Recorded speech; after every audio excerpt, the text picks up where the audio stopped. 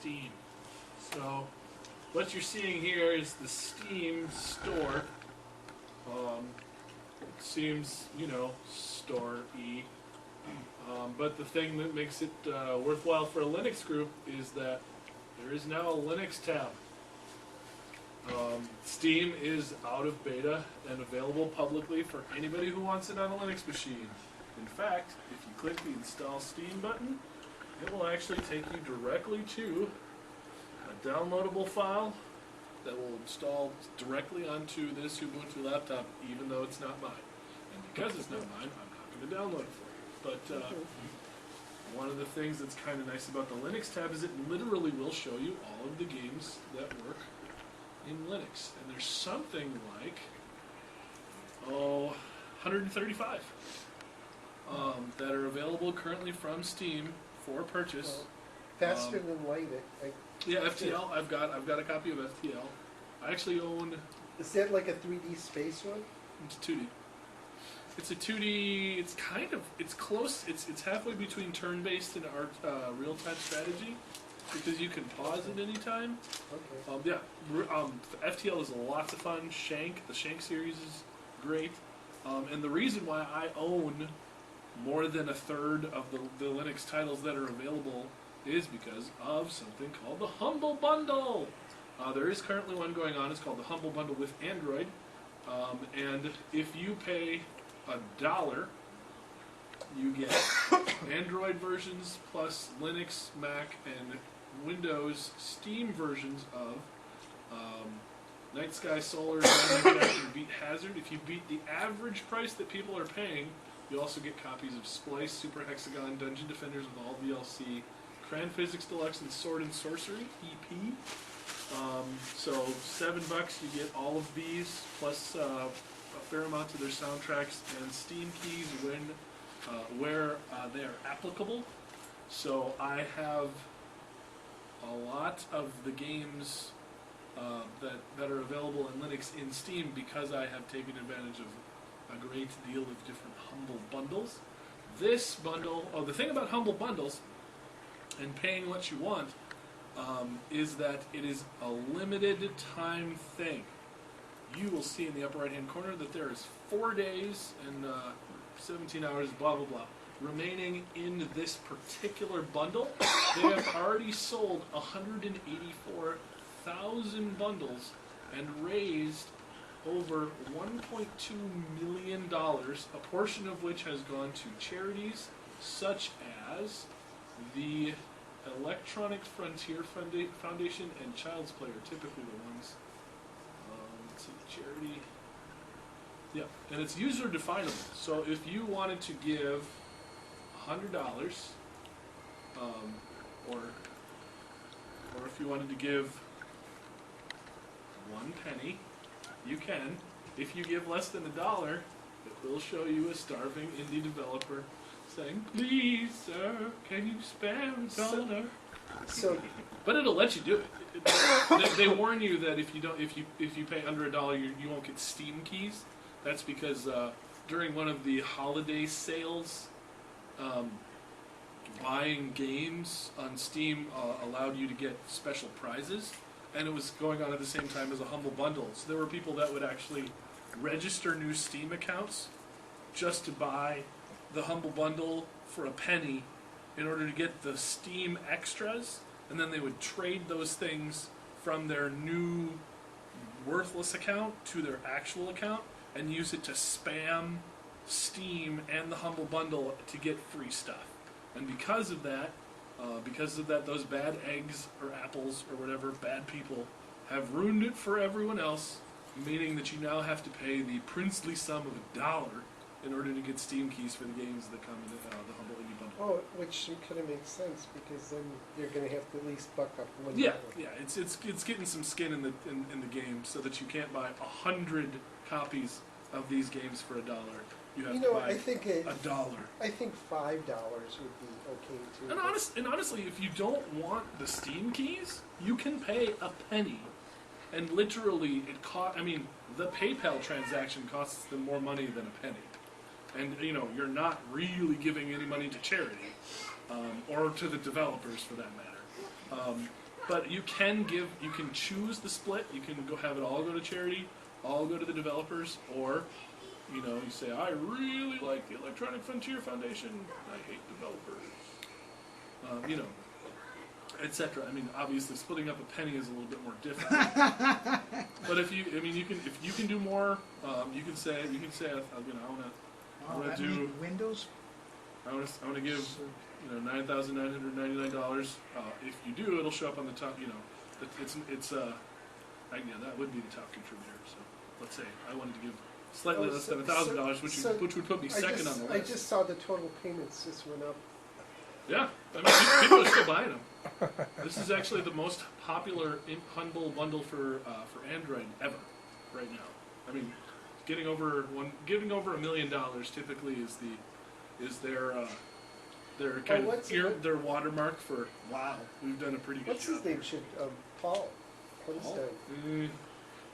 Getting in a Humble bundle is a difficult task. Oh, it is. You have to have. Well, first of all, you have to have a game that's highly enough regarded that people want to buy it.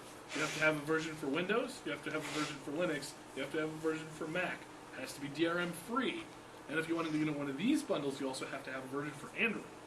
So because you get a free version of Android games too. But yeah, so basically Humble Bundle, awesome. Yeah, so here are the soundtracks that you get. So you get the soundtracks for Beat Hazard, Solar, Night Sky, probably. The Hexagon soundtrack, Judge and Defender soundtrack, Grand Physics soundtrack, and the Sword and Sorcery soundtrack. The one nice thing is, assuming you pay $7 to get the lock. The one thing I saw is like you get to click on those, each one of the games, and it'll kind of show you a video on it. Yeah, it's if you really want to know, like, what is Beat Hazard? You can make it bigger. Oh goodness. Hello, Unity. YouTube stutter. Okay. Maybe the music is down. Oh, is that what that is? It's just background for the music. Okay, here we go. Oh goodness gracious! It's 2 different resolutions, which is why it keeps on. No, I'm sorry. Okay. So this particular game, it's you put your own music or their music to the game, and the beats determine the enemies that come out, which is kind of cool. Huh. I would say it's not my favorite type of game, so it wasn't the reason I got this one. This one's kind of cool, called Super Hexagon. I didn't understand it. Begin. Okay, so you're the little triangle. Here, this one.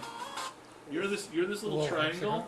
Oh, okay. And so, for example, in this layer around this hexagon, there are 3 places where you would die if your triangle was there, and 3 places where you can escape.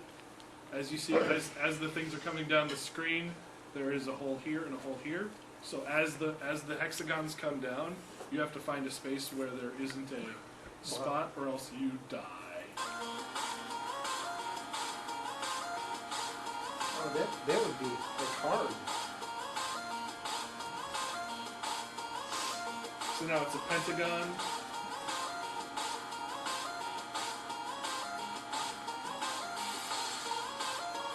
Now it's a hexagon again. Oh, I'd go crazy. Yeah, I mean, yeah, it's a it's not for everybody, but like here's another one. It's not for everybody game, but it's pretty awesome. This one would be kind of this cool. one's called Cran Physics Deluxe. It won the grand prize of the Independent Games Festival, the Sumus McNally at the IGF. This one's actually worth. Oh goodness gracious! There we go. So, draw a box.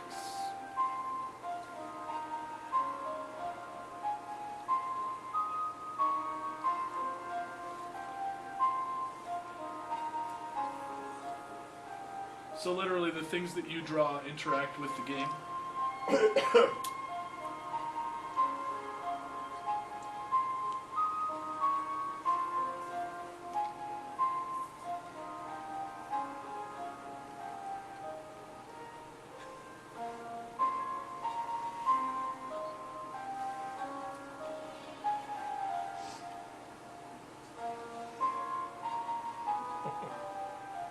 Yeah. So, anyways, it's indie games, so you might not be I into don't have all of them, enough but there are some that are really. imagination to do that. Yeah, there are some that are pretty cool. There are, it's a variety of games. Some of which you might find interesting, some of which you might not.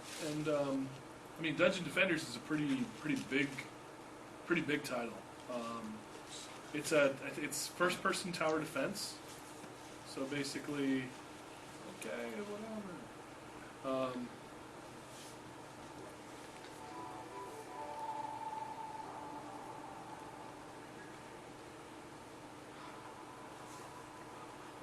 One game that I haven't been able to find that I always used to like to play on the Commodore 64 was spelled Qix.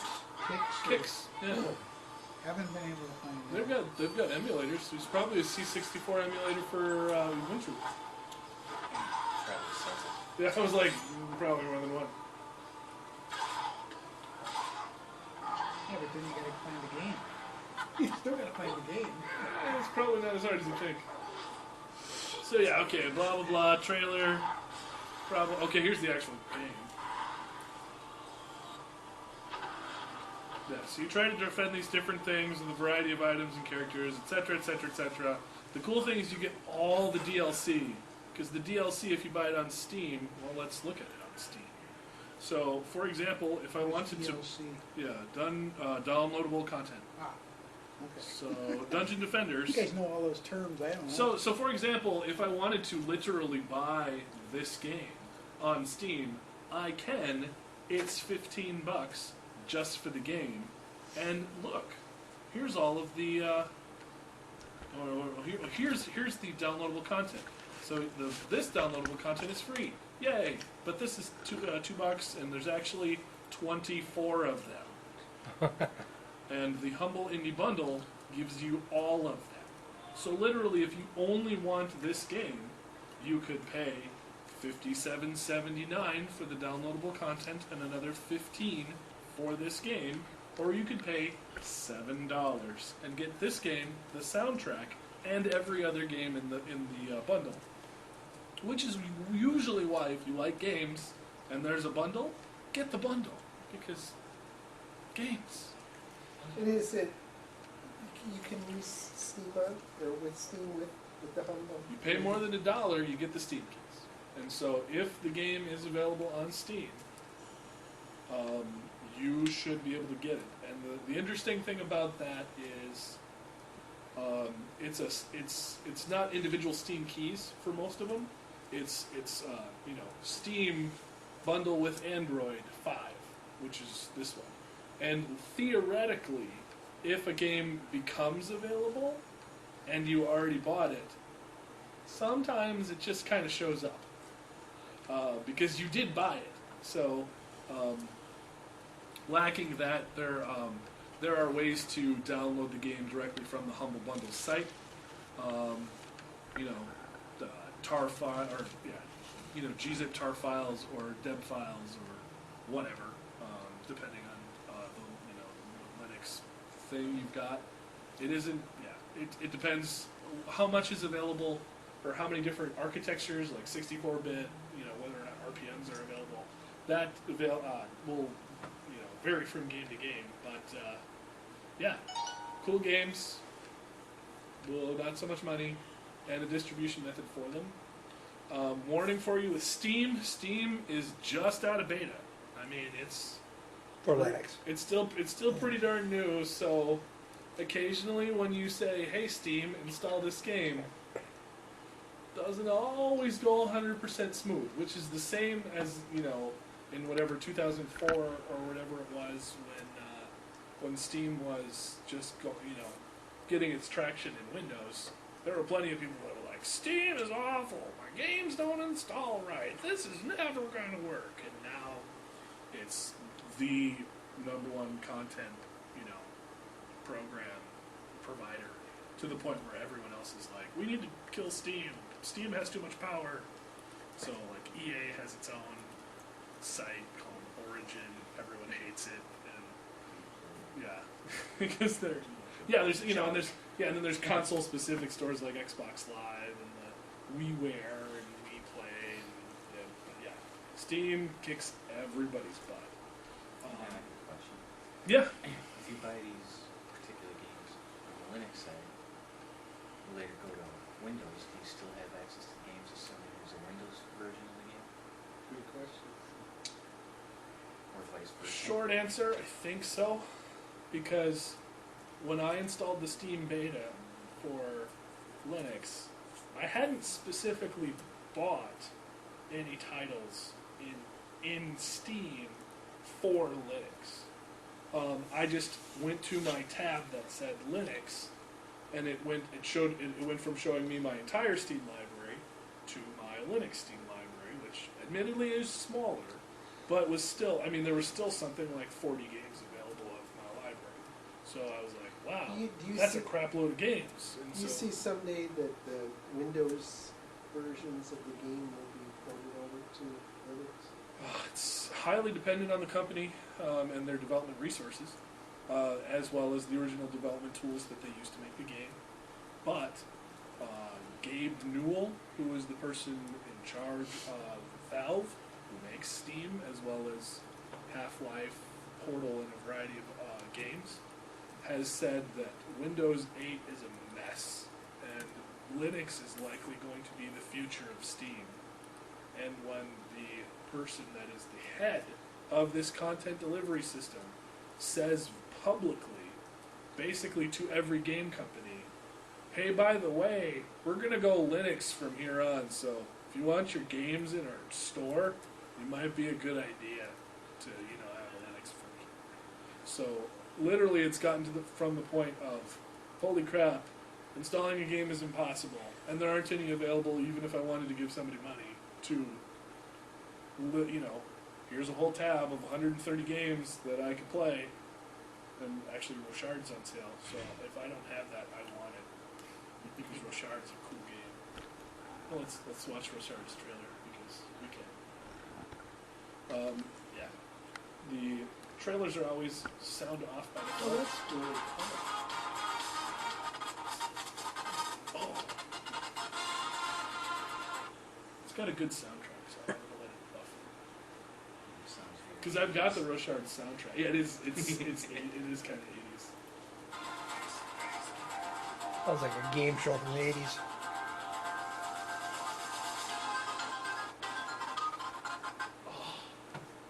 All right. So, if the video didn't come to an agonizing halt, you would notice that this is a. It's technically a 2D platformer, and you're a guy with a mustache with a gravity gun, and you can interact with the surroundings in order to kind of do light puzzle elements while you're jumping around and doing things. Plus, the music's pretty cool. kind of command line. Similar, yes. And some of these games are heavily influenced by retro games of the past that people enjoyed a lot and said, there's no reason that we can't make a cool looking version that's new. And so indie guys will make stuff like Rochard and make cool soundtracks so people are like, hey, you remember that cool 2D game that we used to like that was 8-bit? This is cooler. So anyway, so that's Linux games, that's the Humble Bundle, that's Steam. It's out of beta, so it's not even a secret. You don't need an invite. You just go, you install. Like literally, they tell you, hey, go install Ubuntu. Is there more than one, like, multi MMO? Are there any MMO RPGs? Yeah. Multiplayer games, 23. So what in particular do you want to play? Oh, they have all those? Yeah, these are all Linux games. So Guns of Icarus Online is an MMO, I think. Tribes 2? So this is this And looks what- like what a if World you- War II action adventure game. What if you already own the game, but you want to have it on Steam? What do you do? How can you do that? Well, sometimes you're out of luck, and sometimes you're not. Some games come with Steam activation codes. So, for example, actually, if you go to a Goodwill and you find a copy of Half-Life, like when it came out, because Half-Life 1 came out in 1998. If you find the original CD, the CD key in that case, actually, if you put it into Steam, I think it unlocks the orange box and half of what Valve has ever produced. Because, you know, if you bought the game in 1998, they're kind of okay with you having some games in Steam. So, that of course is a game developed by Valve. There are ways to, once you've logged into Steam, it says activate a game. And so some of those game codes work. Usually, you'll be able to determine whether or not you can have your game registered into and updated by Steam. Like I've picked up boxed games specifically because it says you can activate this in Steam, because then it means I can take the disc and throw it away, because I can download the game and all of the updates from Steam instead of having to use any sort of disk-based installer. But yeah, the future of boxed games is bleakish. Like the days of going to Best Buy to get a boxed game. And then GameStop. Numbered. GameStop and that, like. Yeah. GameStop is trying to make its own content delivery system like Steam, because they're like, oh crap, no one's going to our stores. We should make our own digital store. Yeah, that'll fix everything. But yeah, GameStop is trying to fight the inevitable digital distribution challenge. But they're a little late to the game. So. Just like the video stores. Yep, same thing. Like, they're still, well, like Redbox is doing, I guess, okay. But Yeah. But yeah, so the complaint of, oh man, I would switch to Linux right away if only it had decent games. It's very difficult to refute that unless you say, I really want to play Freelancer, made by Microsoft by Digital Anvil Studios in 2001. Like, that was made for Windows, and because it was made by Microsoft, I don't think a Linux version is coming out in the near future. You might still be able to, get it going in the line or something, but so there are some games that are still not available. I'm not telling you that every game released is, going to be available, but there are Oblivion and Elder. So you mean Elder Scrolls? yeah. I don't think. Yeah. So you can find them. I mean, if you go back to. Oh, so that's actually a good thing to do. So let's just search the regular store for. You said Oblivion. Yeah, Skyrim is. You want Skyrim? Okay. I don't think Skyrim. Skyrim. Yeah, Elder Scrolls 5, Skyrim. I was born in 19. January. Yep, January 1st. First baby in 19. I got my picture. What's a paper? So how much they want for it? How much do they want for Skyrim? Yeah. $40, I think. Yeah, $39. Oh, okay. So you see right here, it has a Windows thing. That means Windows only. So it's not available for Mac either. So if you've got your shiny MacBook Pro Retina, you just paid $1,500 for, you can't play Skyrim. Too bad. So let's go back to FTL. Or we didn't go to FTL, but here is FTL. Now you see it shows you all on the search screen itself, but also where you buy it. Well, let's watch the trailer because it's awesome. So your ship's on the left, your enemy ship's on the right. You have little crew members in there that you send around to, like, oh no, looks like my O2 generator's on fire. Quick, fix that or else we all die because we can't breathe.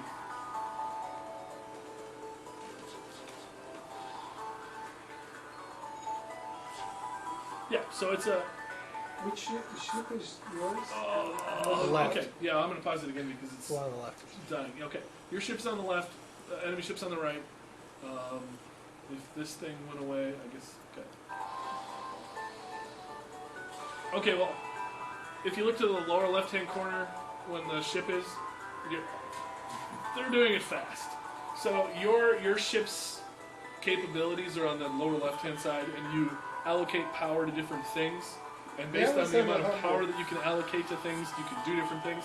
It's relatively strategic, despite being, I would say, retro-ish in its look. I mean, it's not like, oh my, it's like I'm in space, but it doesn't need to be. So,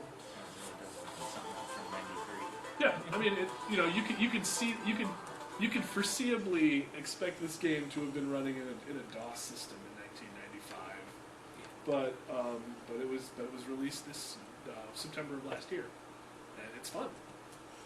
And it runs in Windows, Mac, and Linux, and also has something called Steam Play, which means your saved game files are saved in the cloud, meaning that if you nuke your Linux reinstall Ubuntu or Mint, and put Steam back on there, your game saves are stored by the Steam servers, meaning that you can start off with your Engie ship and go back into FTL without having to save your own game saves. So Steam Play's pretty cool as well. But yeah, Steam, Linux, games, Humble Bundle. There's a couple Check it out. games that are out in this Kickstarter that look promising for like space flight. It's really cool. But I mean, yeah, if you're a sci-fi person, the game to look forward to right now is Shadowrun Returns. At least I'm into Shadowrun. I backed it. I backed it in Kickstarter. I don't think it's in Steam yet, but we can look. Shadowrun. Nope. Okay, but Shadowrun Returns is something that was on Kickstarter because it gained.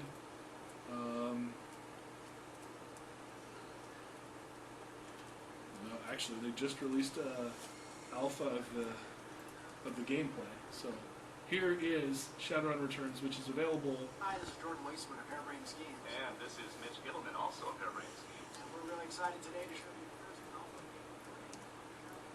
game. Okay. Only 20 minutes worth. Yeah.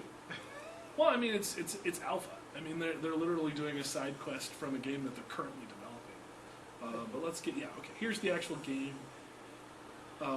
It's. oh, I saw that. I watched this video. It's actually pretty. Yeah, it's good. awesome. It's a cyberpunk future. This is a dystopian Seattle suburb. Where magic and science are Yep. combined, Yep. which is kind of cool. Orcs, cyber hackers, shotguns, street samurais in the city of Seattle. I believe they're also making I've been to the Berlin. public market. Yeah, because they raised a lot of money, like I believe more than $1 million, or something that a lot, hundreds of thousands of dollars on Kickstarter, more than the 100,000 that they asked for. They made in addition to this city, they made an additional city, which I believe is Berlin, and so this is you can talk to vendors, and there's decision trees based on the responses that you make, and also the responses that are available are dependent on the traits that your character has. So if your character's real strong, you can bully people. If your person's real charismatic, you can fool people or trick people into doing what you want. That type of stuff. But yeah, it doesn't yet exist. This is alpha footage that was released last week.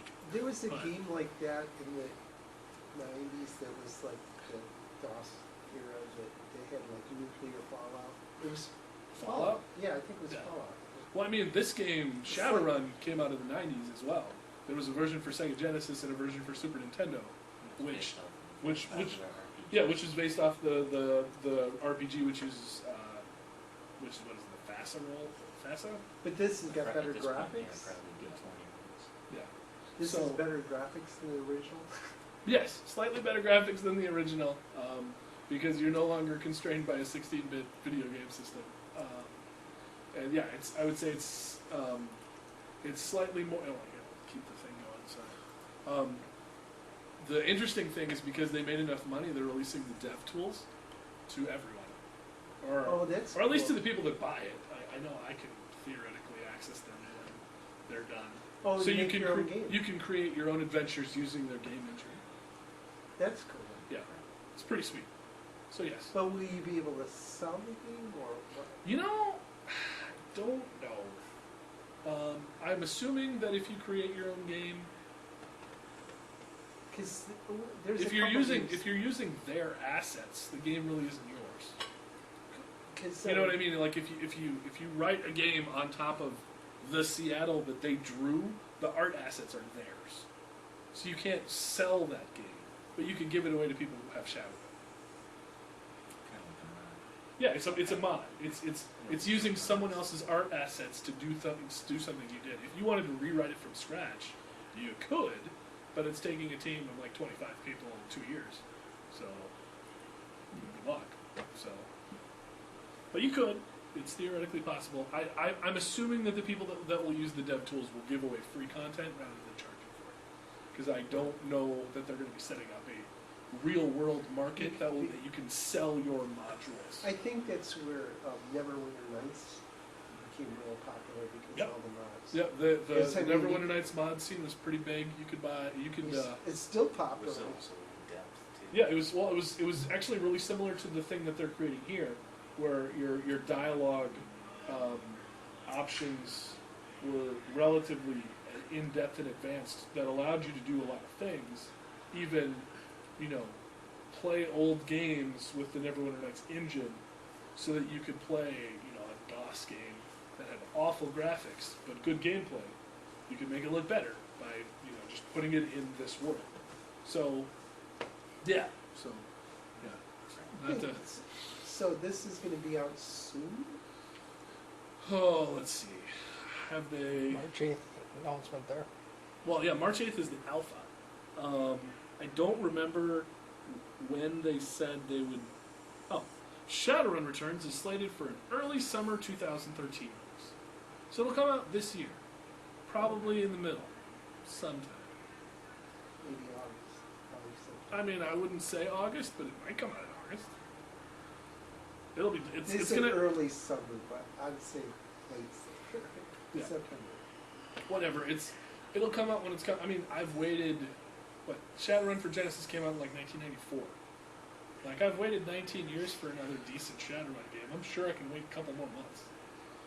I mean, because it's not like I've got no games to play in the meantime, and all of this free time with 2 little kids. But so it'll come out when it's done. Fine, finish it. I would rather have a great game that comes out 2 months later than a crappy game that was rushed out. So, yeah. So that's Shadowrun. Because of the Kickstarter support, there's a Linux version coming out for that. It might be available on Steam. But yeah. And So me or somebody that didn't get in the initial thing, we will be able to buy it. yes, you're actually encouraged to buy it after it becomes available, because they literally spent all of the Kickstarter money, or are planning on spending all of the Kickstarter money making the game.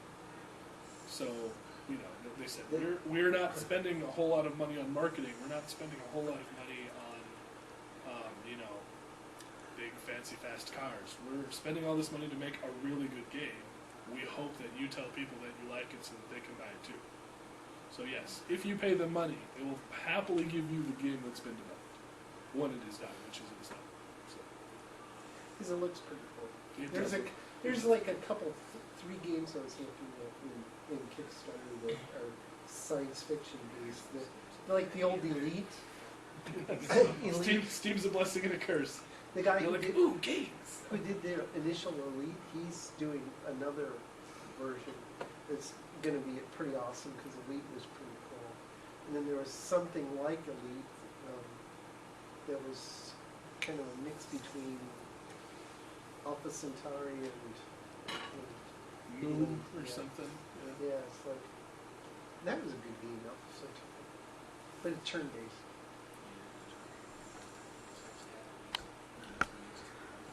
Yeah, wait for Steam sales before you buy bundles. But yeah, I'm just gonna let that go and sit back down. Does anybody have questions about games? Games. Games. Yeah, are they fun? Depends on the If you game. like them. Depends on the game. I mean, few. you know, right? That hexagon game might make people nauseous. I mean, Well, so there was another one in the last Well, bundle that that's was neat. like, right. You know, like find the game that you like that is fun for Take care you. of that, will you? Find the type of game that you can be engaged in, and then play that one. Don't be angry if Kicks. someone else. Yeah, right. If you want to play kicks, play kicks. Oh, that was the other thing. Okay, so there is one more thing that we can talk about. Sorry. So, my friend here likes the Commodore 64, and he likes. I like the game, just, He likes. Oh, it's does, fun. no, I don't care whether, does no particular love for the Commodore 64, but did like the game Kicks. UIX. QIX 64. I'm not even gonna Google that. Where's your just hit Google and then. right? But where's your where's your Symantec or something? Oh, Was it on the same policy was already, the power was to turn be off when it comes on. Oh, yeah. And so I can basically turn it right here to be always on. Oh, So the first cool. thing that we can look in the Ubuntu software store is GIX. I gotta look into that. GIX. Let's see. Ix. Goodness gracious. QW the game, so that might be like Kicks, but it's you have to buy it. So I'm gonna search for Didn't look like it C64. took. So You have to refresh or here's something? a Commodore 64 emulator, or a PET, VIC-20 Plus. I mean, what kind of machine do you want? And these are free. And then theoretically, not that I would recommend it, but so many things. I'm just looking for the internet window we used to have. Oh, it's up on top, just let it go, down Firefox right there. Firefox, yes, no problem. So, C64QIX, Google. I have no idea why Google gave me this option, but in front of the Wikipedia article, it seems like there's something there.